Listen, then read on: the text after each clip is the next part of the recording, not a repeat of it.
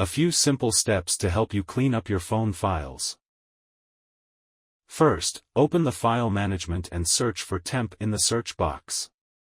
These are temporary files on the phone. Select them all and delete them.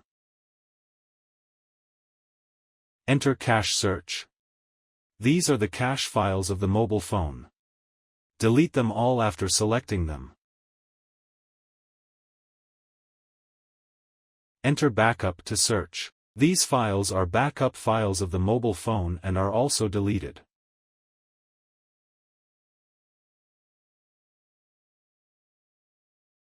Search for Download and the downloaded file on your phone comes up. Delete it.